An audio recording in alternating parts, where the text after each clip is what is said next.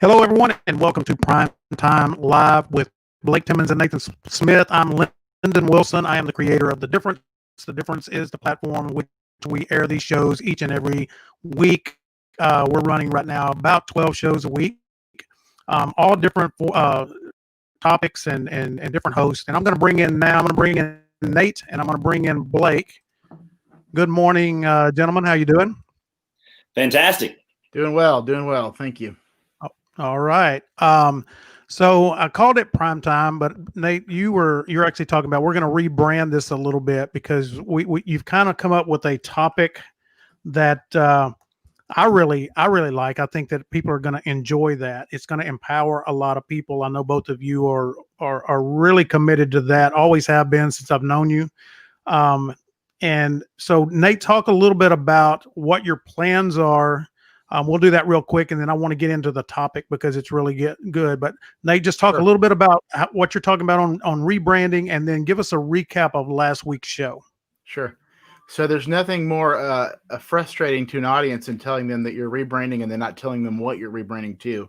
And that's because, we want to get this right. We want to make it, something that really is big enough to encapsulate what we want to talk about.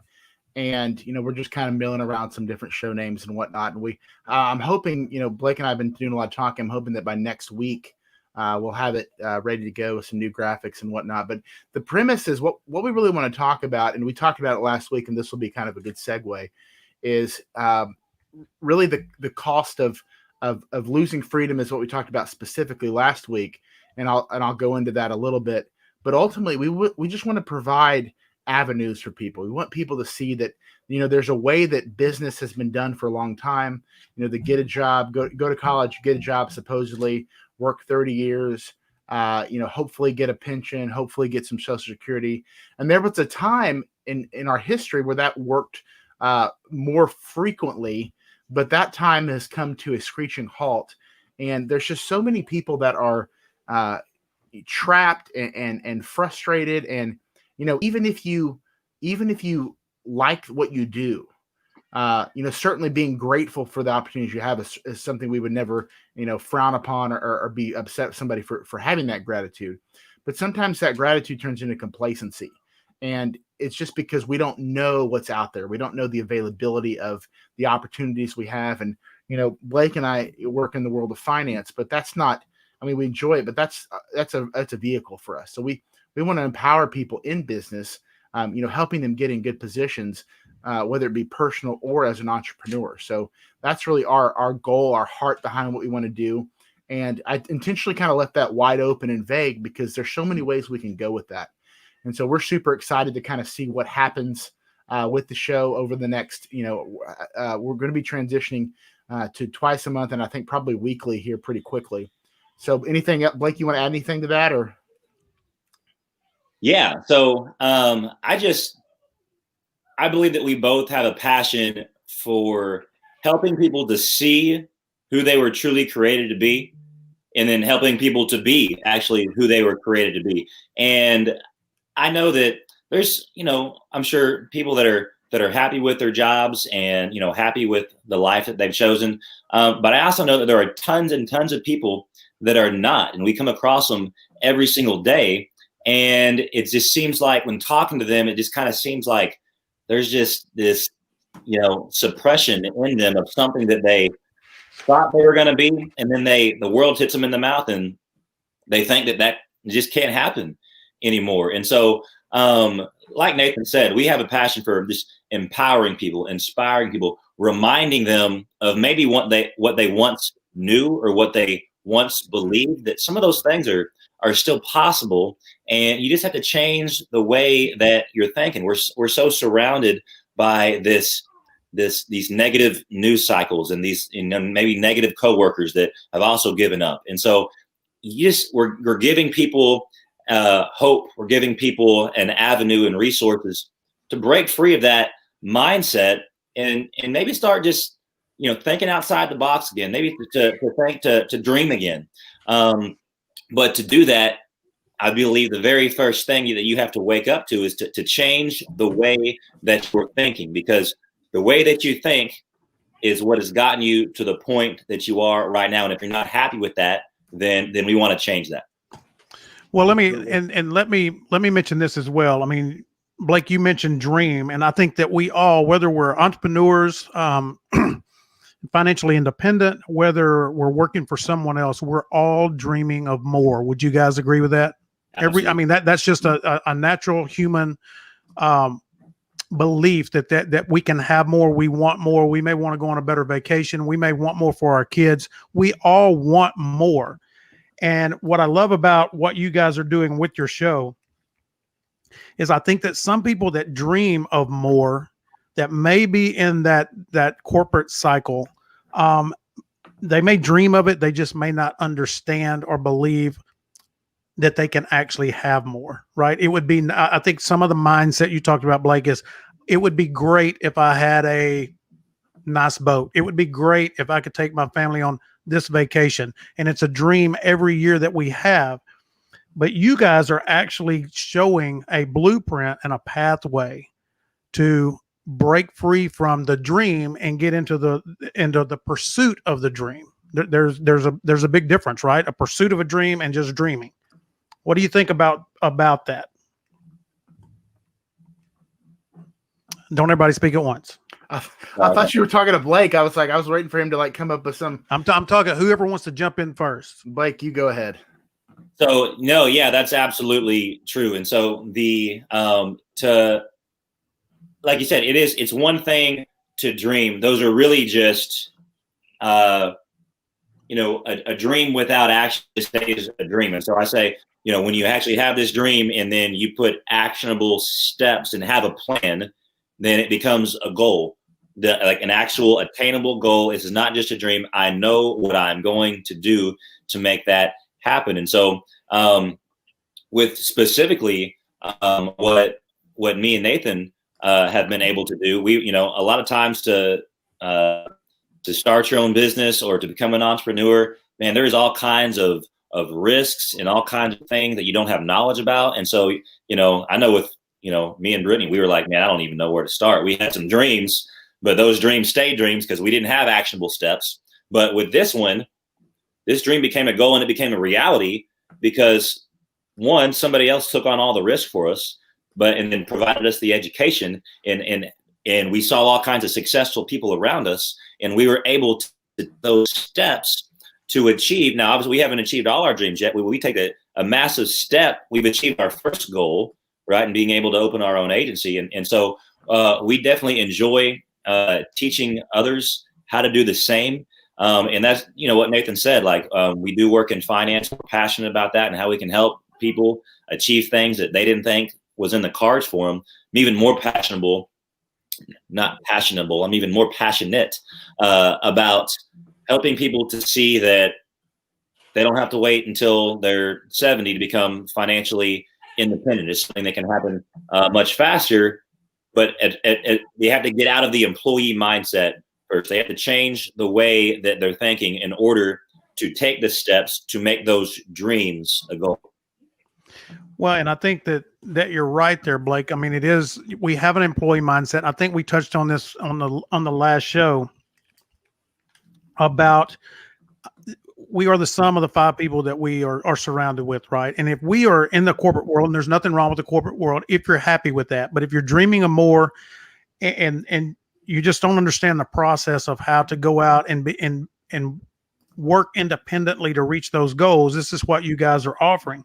But if I'm working for a company and every day I go in and I'm surrounded by 15 people that kind of do the same thing that I do, but we all have the same mindset, I think for people that maybe have an entrepreneurial spirit, but they're not around the people that are doing entrepreneurial things, that may be the disconnect that they have in believing that they can reach the next step. I mean, if we're not in a circle of people that are talking about entrepreneurial processes and entrepreneurial challenges and entrepreneurial solutions, we can dream of being an entrepreneur and having independence financially and for our family, but we may not know the pathway. And so this is one thing I believe that we're trying to create this show is to have those conversations here so that people that are out there that go, man, I'm dreaming of more. I believe that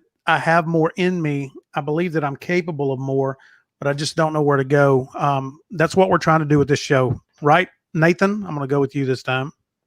Yeah, exactly. And, we can't, we could have a show, every day and still not have the kind of intimate conversations that may need to happen from an individual perspective. And so that's what, Blake and I both encourage anybody listening to reach out to us. Our contact information, we love to grab coffee. We love to talk about your situation, ways that we can help, with what we do, or refer you to some other people on the show, depending on what your kind of goals are, dreams are, et cetera. But we, I know Blake might look intimidating, but I'm actually really nice. So I like to connect with people one-on-one, and whatever the case may be. I don't know if Blake's laughing. I can't see him, but hopefully he is. But yeah, exactly. That's our goal. We just have a heart for people. We want to coach people. We want to, one of our buddies, Austin, I can't remember I just asked him this morning too, and I can't remember who quoted it, but there's people that go into business. They want to make a lot of money. They want to just, they have the wrong mindset for success. And there's other people that want to go into business because with money and with success comes influence. And you can use that influence for good. You can use that influence for bad. But, I think the heart behind what Blake and I want to do is just, and have been doing, is the ability to pour into people, to coach people, to, teach them life skills, teach them, help them get from A to B. And we do that somewhat through finance. We do it through, just personal development, personal growth. We just found a vehicle that we feel like we can bring about our own, help our own situations, our own goals, our own dreams. But then, that's what's really great, because you have a lot of business owners in the world, and they have employees, and it's great for the business owner, but there's not a great path for that employee to become a business owner. And so, we want to teach people that next step. So we want to teach people, here's an avenue, here's a pathway that you can take. You don't have to take our pathway. This is what we chose. But we just want to show people that there is a way. And I think I speak for Blake too, that if we have a conversation with somebody that's just tired of what they do, they want to do something else, and it's not necessarily, working with us or kind of taking the avenue that we did, that's great. As long as we can get them to see there's other ways, not to be corny and coin the show, but other ways to make a difference, to change your path, your what you're doing to meet the goals that you have. A lot of great people on this page, on this radio show, from all different aspects of business. And so we just want to be another voice that says, hey, there are other ways. There are other ways that you can succeed. You're not stuck where you're at.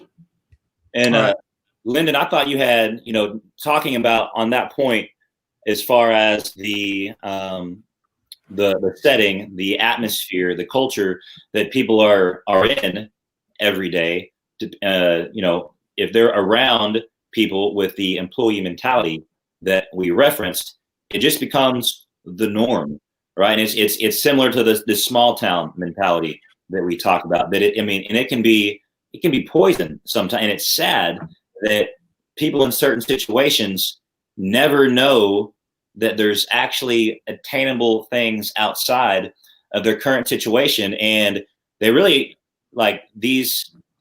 it's almost like they never even have a real dream. They may have like fleeting moments of stuff, but they haven't seen it enough, or no one's given them quote unquote permission to dream higher than that, because they haven't seen it beyond like these, right, people that they think don't even actually exist, that they see on TV or something like that. It's not real to them. I thought you had a great analogy about the hogs that kind of goes into further detail about that.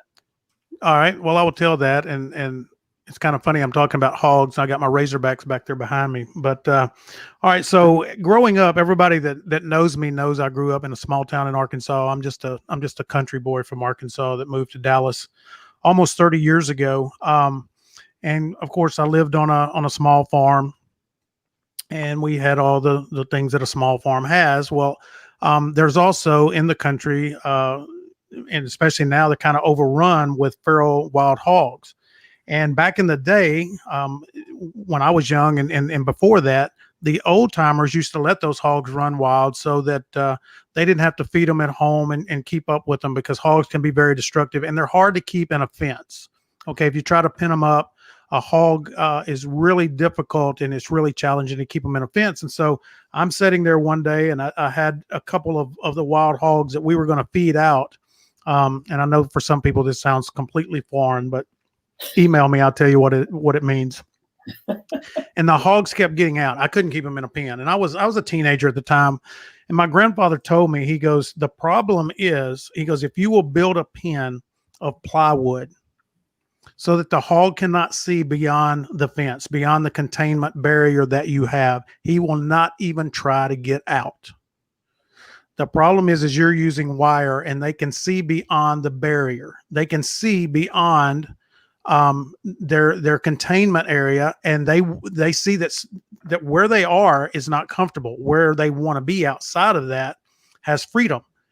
There's more opportunity if they can get beyond that wire. Right? Am I making sense? You guys following me with that? Yeah. So if you put up plywood so they can't see beyond it, they think that where they are is all there is. And so I've got and I told you guys about it. I'm going to put this up real quick. I've got a meme that I found that, let me get this pulled up. So this is a herd of sheep leaving the stall, and they've been doing this for years. The problem is the fence has been removed and all the sheep continue to go and funnel through where the gate is. If you think about it, and you guys have heard this before, the sheeple, right? Talking about people just following along and doing whatever. Our culture has kind of created these boundaries and these fences for us, and they've done so to benefit the people that are creating those boundaries and fences, because we are profitable for them. And I really, again, I don't want to go on this too much, but I'm really excited about y'all's show, because this is something, when I thought about creating the difference, these are the conversations that I want to have. What's the difference? Why are we like these sheep? Why do we get so accustomed to doing things a certain way and forget to think outside the box, or look for different opportunities when the fence is down? Well, have you guys ever? Sorry. You may go back to that. No, Blake looked like he's about to say something, but I cut him off. But I'm going anyway. No, go ahead. Yeah, I didn't beat me to it. Took a deep breath. Have you guys ever been driving and you're going somewhere you've been 1,000 times? Maybe it's usually home, and maybe it's a long trip, or you're tired, and you're thinking about other things, and you end up at home and you don't really know how you got there. Like you're on autopilot. Yep. And you put all the right exits, you turn, all of a sudden you look up, you're pulling into your driveway. And, for driving, that's I guess a helpful thing that your brain figures out. It just kind of takes you home, which is nice. But I think in some sense, it's similar in life, where when we've been down a road so many times, it just becomes comfortable.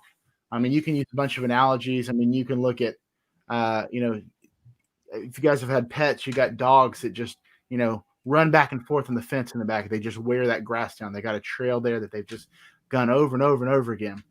And when you do something a lot, it becomes familiar. And in some areas of life, that's good. Working out, do it a lot, becomes familiar, becomes a habit.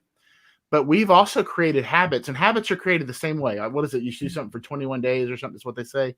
But we can get in a habit, which ends up becoming so deeply ingrained that it becomes a rut.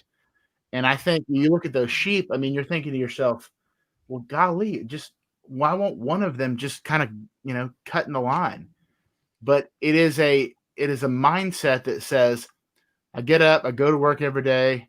I don't love it, but I like the people that I work with. Okay. Or sometimes it's worse. Sometimes you hate it and you hate the people you work with. But even if it's a good situation, and again, we're not here to, poo-poo your job. We're just here to show people that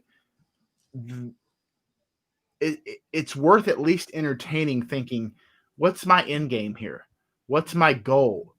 What's my, I've been here at this job 5 years. Well, okay, now Nathan, I think you hit it when you talked about a rut. I think that the people that you both are speaking to and what this show is speaking to are people that feel like they're in a rut. Do you feel like you're in a rut? Because if you feel like you're in a rut, but you just don't know where to turn, this is where you guys are trying to help people see outside the box, expand their thinking, change their mindset, and realize that it doesn't matter what age you are. There's still opportunity out there to do more if you feel like you're in a rut. If you feel like everything's going perfect, why change? I mean, you can start to change your circumstances within 90 days, and you can literally get it, whether it's working with us or somebody. I mean, you can get a business off the ground in a lot shorter time frame with the advent of social media. And, that can be intimidating for certain people, especially if you're a little bit older, maybe you're not familiar with it. But it's not like, you and I were talking about this before the show, Lyndon. It's not like, I want to start a business. Okay, well, I got to spend thousands of dollars in marketing, and I got to go door to door, and I got to, figure out, I got to take out an ad in the newspaper. I mean, so much of what was done back in the day to start a business is done for free, essentially, with the right kind of mindset, which means that if you're in a rut at 30, you got great opportunity. If you're in a rut at 40, you got great opportunity. If you're rut at 50, 60, 65, I mean, it's all a mindset. Some people retire and they get bored and they go, I'm gonna start a business, and they got the time to do that.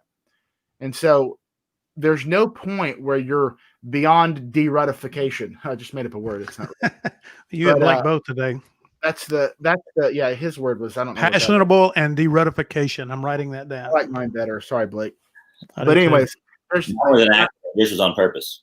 That's true. And I think that's another deterrent, is especially go back to the sheep. It's such a good analogy. At some point, it's almost like somebody's got to break the ice. When you're in a room of new people and they're, hey, if you're new here, let us know you're here. Like how they do that at church, and it's super awkward. And they're always waiting for the first person to stand up, and then obviously everybody does it. Or the worst was when they tried to get you to come down and repent every night at church, and no one ever did until one person did, and then everyone realized that they should probably repent, and it was every week. That's a whole nother story. But the problem is most people don't see that one person. We hang out with people that are kind of doing the same things we are. So Blake and I try to surround ourselves with people that are more successful than us. We read people that are more successful than us. We have, Blake, even before myself, I was kind of in a, I don't know if rut's the right word, but just, I didn't have the vision. Blake's always had the vision a lot before I did. And so you got to surround yourself with the right kind of people that are willing to say, hey, I ain't going through the gate any longer. We've been doing that for 10 years. There's the destination. I'm going to go this way. And once that happens, then that's that initial step. And I there's just so much opportunity to mitigate a lot of risk that is inherently comes to the forefront of our mind when we think about going into business.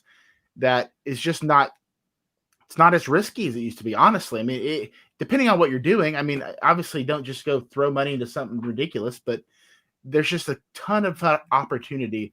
And the first step is just that little switch that says, there's got to be something else. I think when we're talking about a rut, it's basically, it's people that have stopped living on purpose. They're not living on purpose anymore. Yeah. Because look at those sheep. Those sheep literally may not even, I mean, some of those sheep are right next to a fence that didn't exist anymore, right? But they probably don't even see it. All they see is the rear end of the sheep right in front of it, and they're just following that rear end in a line. And you could say they're in a rut because all these, I mean, it's kind of the same thing. You wake up and get in rush hour traffic, and you got closed vision. All you're doing is following the rear end of that car into the job, and you stop living on purpose anymore. And I think that's what we're just trying to wake up people up to. Like you say, some people may be, I'm so happy that they're happy and that they're doing what they want to. But I know that there's millions and millions of people in this country that are following the rear end of a car to work, doing something that they don't like for money that is not enough, or not what they dreamed of, for a boss that they don't like and workers that they don't like. They're not happy in any way, shape, or form. And they are free and they don't know it. Like we are free to do as we choose, but it's almost as if, you know, when we have all these different responsibilities and burdens, and it's like, you know, what in the world else would I do? And then they just don't think about it. Oh, sorry, I gotta pay the mortgage this month, or got to support this, and they just keep on going, head down, looking at the rear end of a sheep going through the fence. And you know, we're just here to tell you, hey, you're free. Like, wake up. Like, you are free to go off and take some risks and to become alive again and start living on purpose again. There's in Braveheart, at the very beginning, the dad in a dream, after he's already passed away, says to young William Wallace, he says, your heart is free. Have the courage to follow it. And I think our dreams and our courage get suppressed as we go into this world. And, you know, for the last 60, 70 years, the jobs, this whole system has become this way, when for the last thousands and thousands of years, it hadn't been this way. People think this is the only way it is, and they accept that, and they're going to go to work for 30 years. And honestly, used to say, and retire. A lot of people aren't going to retire. They're going to do some other thing to pay the bills until the day that they die, and look back and they're sitting in their deathbed and have all kinds of regrets. Now, I paint that nightmare to say it doesn't have to be that way. You are free now. You know, have the courage to follow your heart now. Have the courage to try something new now. What in the world do you have to lose if that rut is describing you right now? Yeah, you know, we live in a country that is, if you look at the economy and the opportunity in our country, it's the greatest opportunity that has ever existed since the dawn of man. And the industry, the entrepreneurial landscape is there for the taking, and you see people doing it all the time. I mean, look at a guy like Elon Musk, who he has his hands in so many different areas. I mean, it's all technology. I mean, the Tesla is like the least impressive thing that he's done. You know, he has the space shuttle launch that he did that lands vertically. Like, you know, NASA's been sending rockets off and then recovering them in the ocean. And this guy builds a rocket. It's, you know, because he didn't use the government. You know, it's a whole other story too. He builds a rocket that takes off, and then it just comes back down. I mean, it's so science fiction. He's got these things that, you know, will drill through. I think it's like it'll drill through a mountainside and lay brick at the same time. So it's basically building the tunnel as it goes, and it goes like a foot a second or something. Like, it's super quick. And there is so much room for innovation, for just thinking outside the box. I mean, seriously, we could, and I think, Blake, we talked about this before, we want to spend some time, you know, over the coming weeks just diving into some of these success stories, having some people. I don't think we're going to have Elon Musk on the show. That'd be great. But he called the other day and wanted to know if he could be on. Did he? Okay, good. Well, yeah, we're supposed to have lunch tomorrow, so I'll see if I can get on. But we want to go into these success stories and kind of, you know, having people on the show, and, you know, what kind of flipped in your head. Because it's one thing, you know, for you to hear our perspective, but it's good to hear other people's perspective. What made, you know, what they're doing. And it may not be the same field that Blake and I are in, but just different people that said, hey, I see a need. I want to meet it. I'm tired of, you know, making money for someone else when I can do that for myself, and I can help empower people to do the same. So I think that's something that's really on our hearts that we want to kind of cover over the coming weeks. So, and I agree. I want to put up a quote that I just pulled off, and I think Nathan, a few shows back, you actually attempted to quote this at least. I attempt to quote it. It's more of a paraphrase quoting. Oh, gotcha. Well, I've got the real one now, and I want to get. I mean, how does this apply to what we're talking about? If you replace the word safety with security. Okay, so those who give up essential liberty to purchase a little temporary security deserve neither liberty nor security. Is that where we are in today's world, as far as maybe being caught in the corporate trap and knowing that I get a paycheck every 2 weeks or every week or whatever it is? I know that my taxes are taken out. Everything is done for me. All I have to do is show up and work 9 to 5 every day. But I'm struggling because I feel like I'm in a rut and I'm not happy. Yeah. Right. I feel like that I've been kind of bridled, and Yeah. I'm not free to exercise my creativity or a lot of things that I feel like are my talents. What do you think about that? Well, I think safety or security works, honestly, because uh, people, whether you feel secure, that's part of it. But again, when you don't want to take a risk on something, it's because, well, I've got this in order. This is safe. Um, I have my benefits. I've got good pay. I've got Say rut again real quick. rut. Yeah, I'm just because Adam Harden left us a message and say if he had a nickel for every time he heard rut. I'm just helping Adam get rich. He's struggling. He's doing okay, I think. Yeah. Tell him I'll send him a Starbucks gift card. Hope we can get a cup of coffee. Rut. Now you lost my train of thought. So safety, security, it kind of goes hand in hand, right? Security is, safety is like you're wanting to be safe. You're wanting to be, not take risks. And then when you feel that you're in a place where you can just kind of settle down, okay, I'm secure. I've got my benefits. I've got decent pay. And the funny thing is, some people will not take the risk. They don't have any benefits. They don't have decent pay. They're getting screwed. They're getting taken advantage of. And, this quote, I'm going to leave it in the kind of the purview of what we're talking about today. But this quote speaks to me on much broader terms of the whole environment of our country right now. But we won't go there.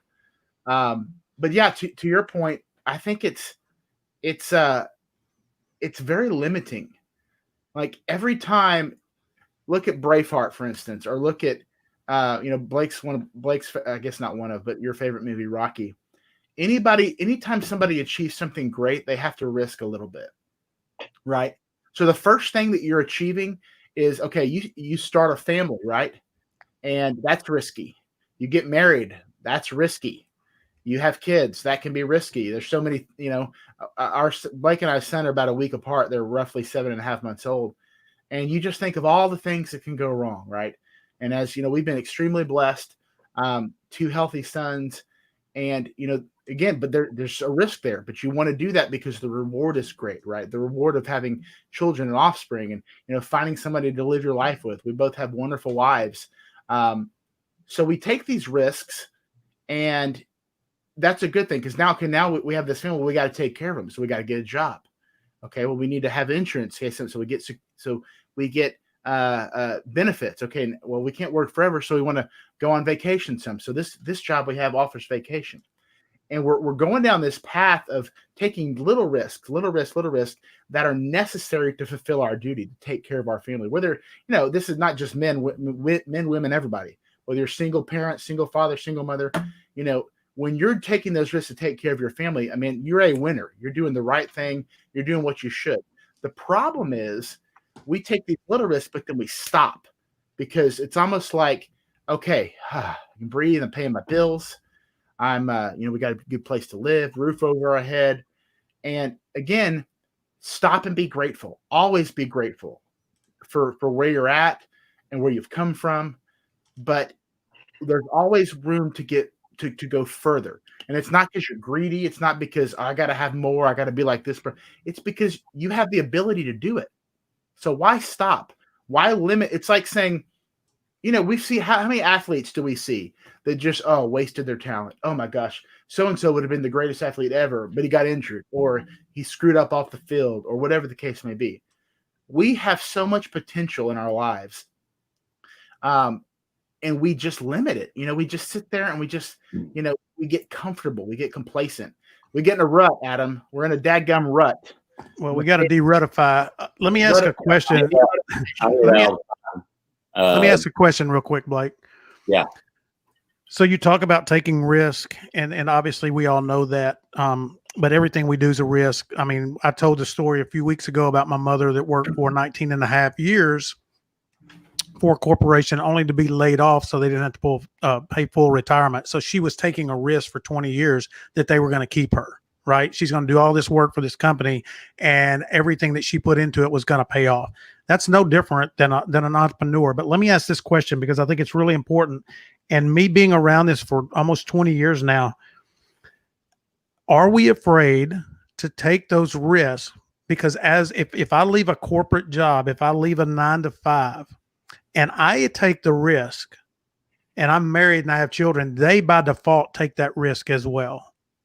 Is that a hindrance? And how does what you guys do mitigate that a little bit?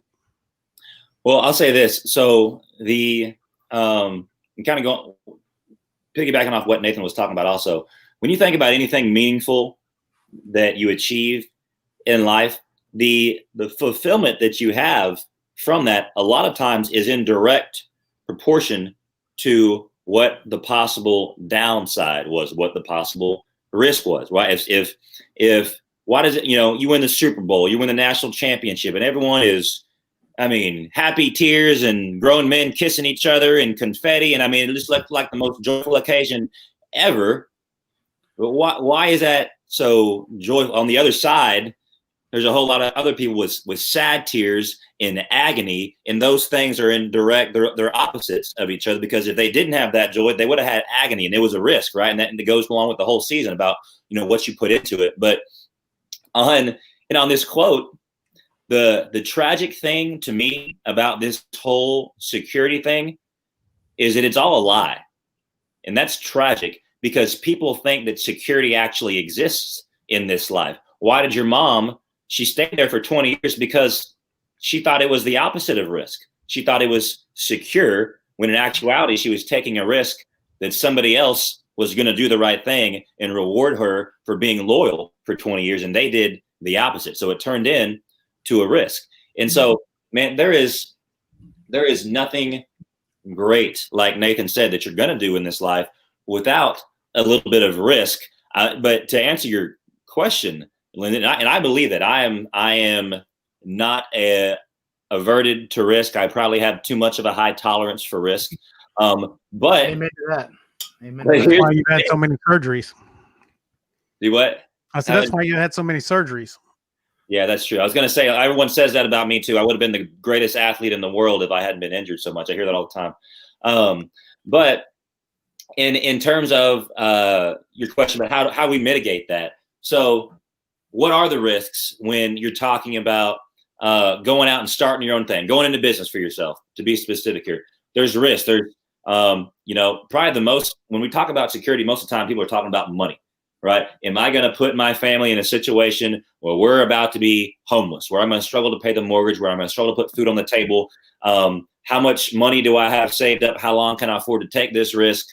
The great thing about what me and Nathan found, we had somebody else take on that risk for us.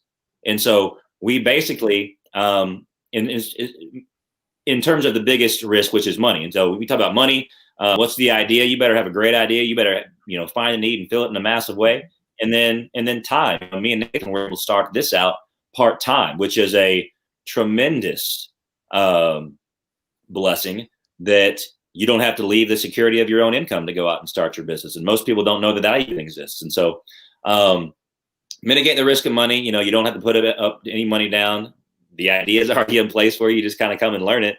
And then the time, you get to start off part-time and gradually replace your income. So specifically, to answer your question specifically, that's how we were able to not take on as much risk as it usually takes to become an entrepreneur. And that's why we see all kinds of people having success all around us with this model.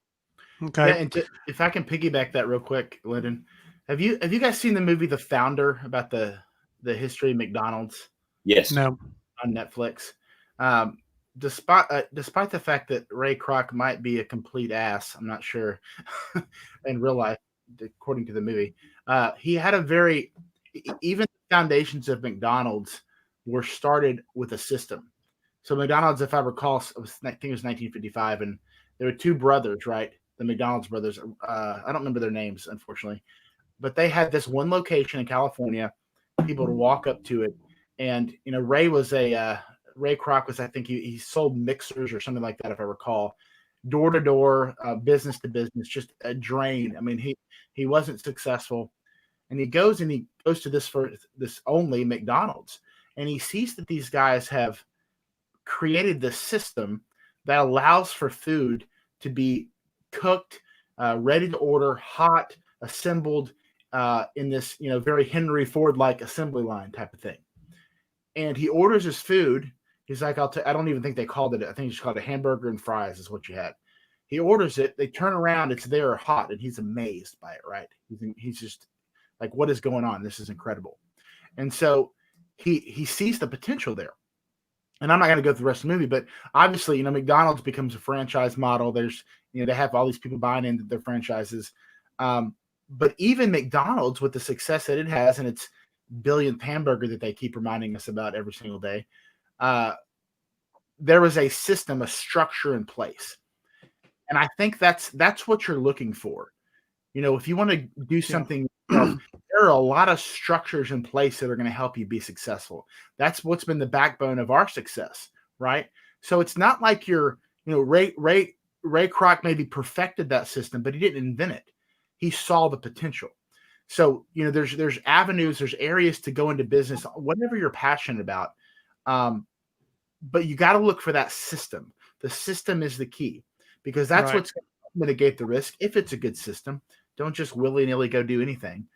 But I think that's what people don't understand, is that there's a lot of great people that have come before us that have really done the legwork, that have really done the drudgery of cutting the pathway.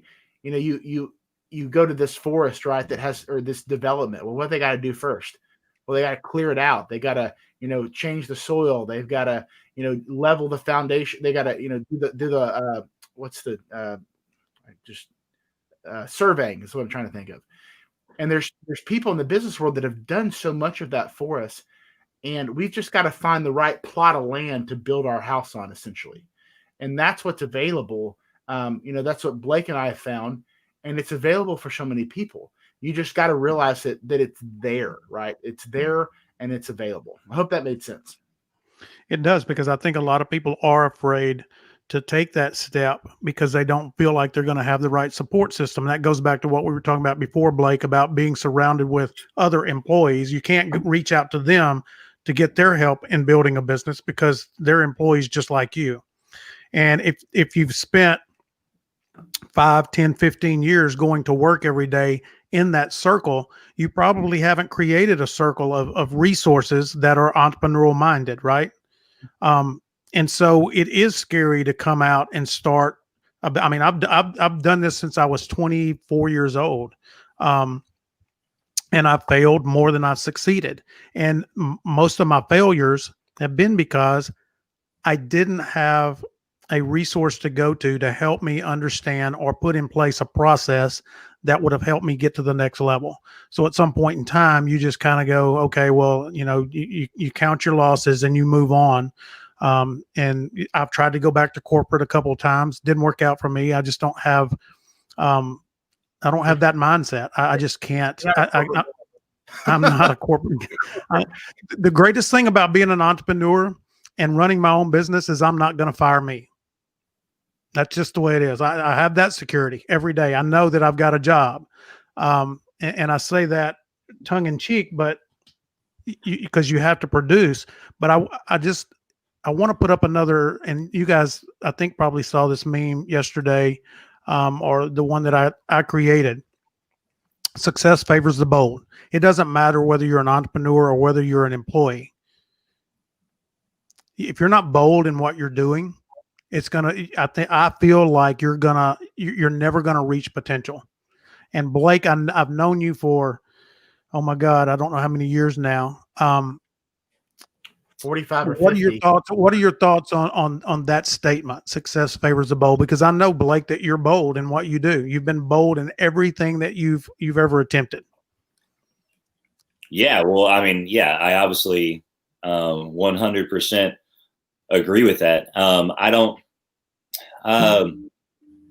It's just for me, it's just the thought, and I still coach football, and I'll tell my players this, that if like most of the people that you're going to be surrounded with, like if you're surrounded by a lot of people, most of the time they're going to be average, which means that most of the time they are just going to they're going to be the sheep, right? And so that if everyone else is the sheep and you want to be successful and the flow of those sheep are not successful, then it is bold to step outside of that line, right? It's bold to be the first person to go where there is no fence, even when it doesn't really seem all that bold. It just seems like common sense. That's the thing about being bold. Sometimes being bold is just having common sense when no one else does.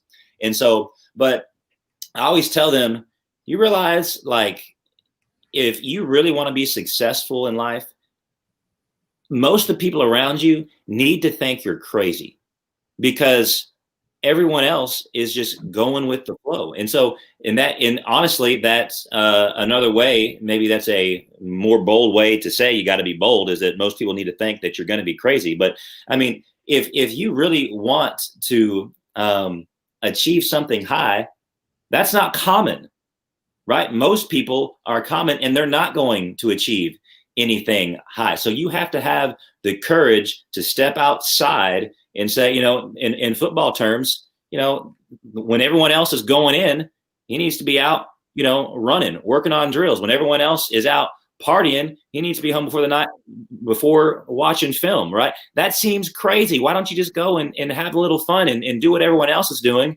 Those people aren't going to be successful. So you absolutely have to step out and be bold and have a vision for what you actually want long-term. Most people have a short-term vision. Why? Because their short vision is a sheep's ass that's right in front of them that they can't see around. And if they just turn to the right, they could be bold, have a little common sense, and walk through the area in the pasture where there is no fence, because they're free and they don't even know it. I'm writing down all of this crazy crap that we've talked about today, the new words and the sheep's ass. That's a new one. Will you put the meme back up there? The sheep picture. If I can find it, I think I took it down, Nathan. That's okay. Well, I was just thinking as Blake was talking about that, if you're on the fence line where the fence line used to be, and you want to go a different route, it's just a matter of turning right. But if you're further up in the herd, you got to work through quite a bunch of sheep to be able to get out and not be funneled into the gate, right? And that's one of the things that frustrates me, when I'm working with people, is they're taking advice from people that are good people, nothing, again, not hating on anybody, but they just have no desire to do anything different.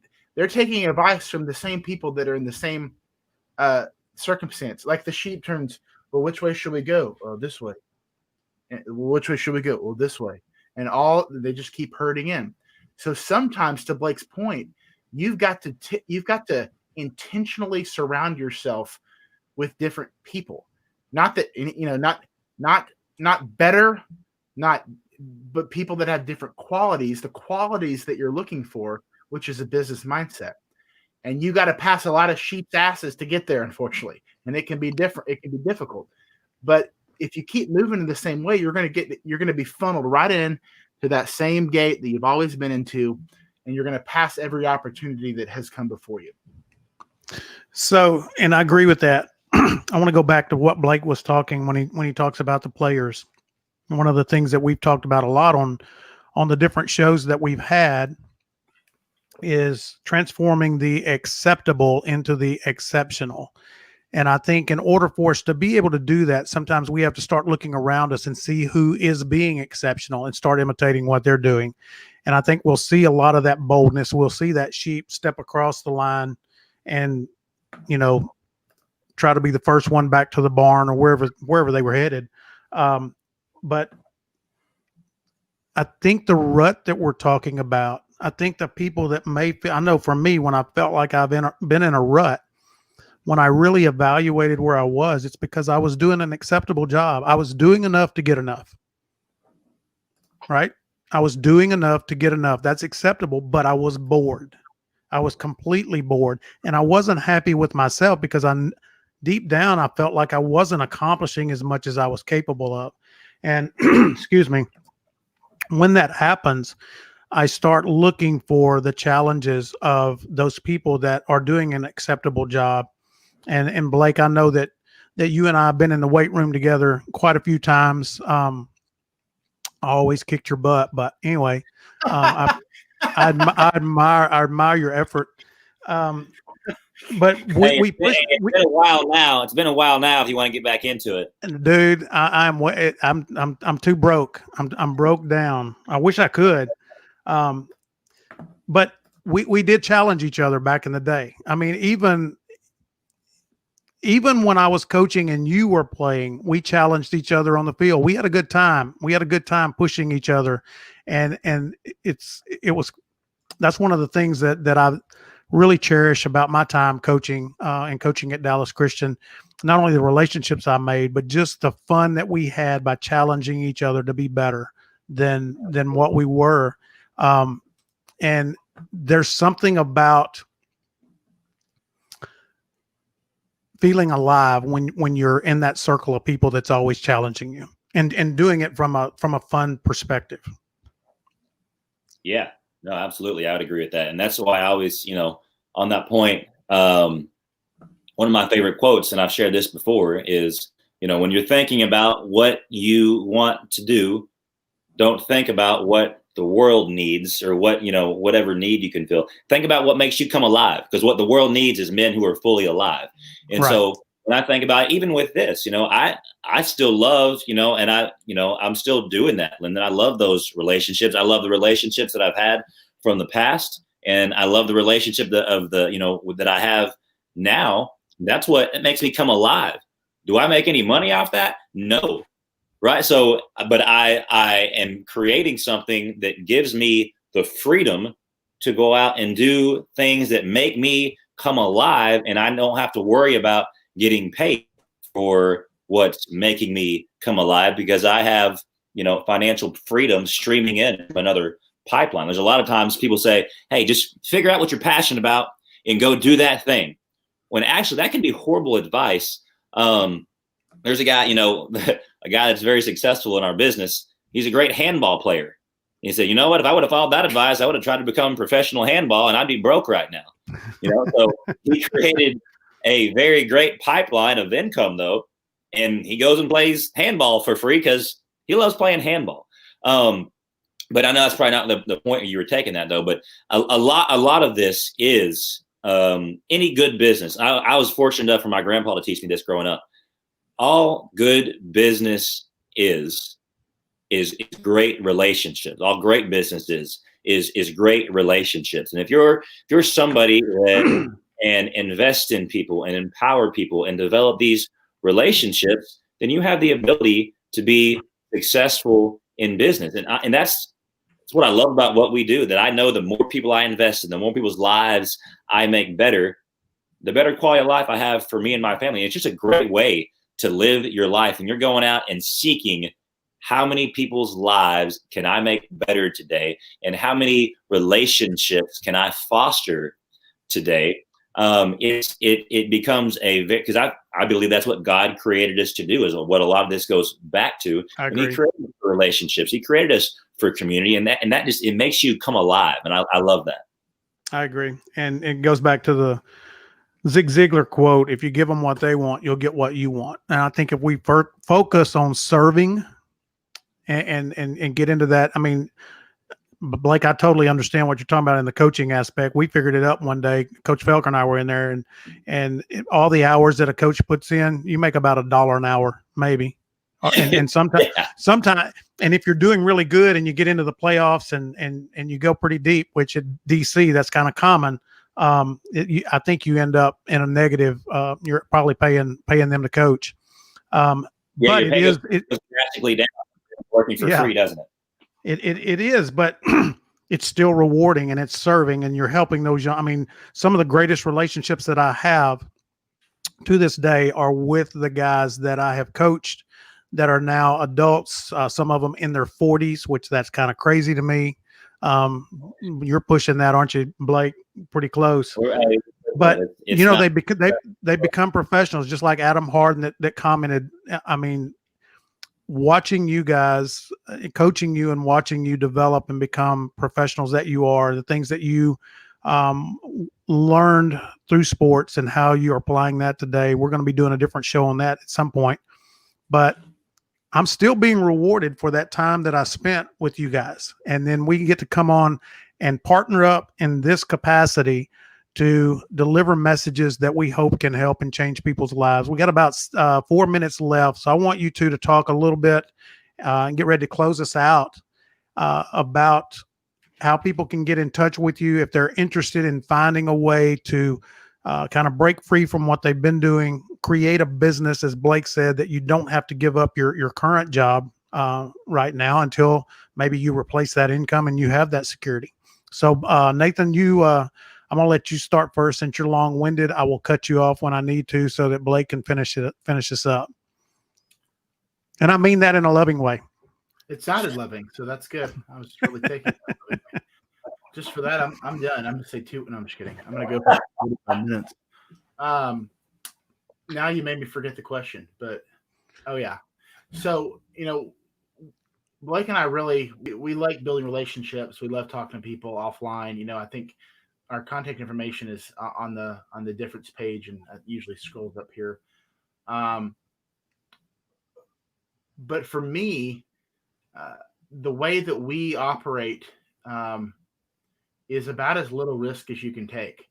And we talk about people being afraid to take a risk. Well, if you can take a small risk and still be successful, well, that's definitely the pathway to go. And so, having the foundations that are around us, the people that have come before us and what we do in the financial world, it's really a blessing, honestly. And we just want to share that with people. We want to take people down the journey that we're on. Like Blake said earlier, we're not where we want to be yet. We haven't, as you can see, we're still doing a radio show. When I retire, I may do a radio show when I retire. I don't know. But we're not where we want to be. But we have taken that step to move in that direction. And, so we can always share how was that mindset for us? What was the trigger that made us, go from, hey, this is what I was doing, this is what I want to do, and start tasting that success individually. And that's a conversation that we want to have one-on-one with people, because we can go in here, and I think over the next coming weeks we'll talk more about kind of the details. What does it look like? What's the day-to-day mindset of an entrepreneur, of someone that's successful in business? What type of people should you be patterning yourself after? But as far as individuals, man, we just love to have those conversations one-on-one and kind of share more details about what we do, how we've been successful, and then say, hey, is this a good fit for you? Or maybe, recommend them to some other show that we have. We're happy to do that. We just want to see people break free. And I think Blake will probably echo something along those lines.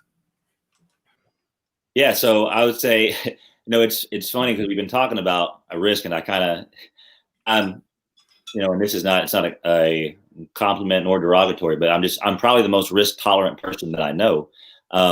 But to start this, I basically took zero risk. And I always say, one of the things my dad drilled into me growing up, anytime you're making a big decision in life, son, think about this. What's the risk reward ratio?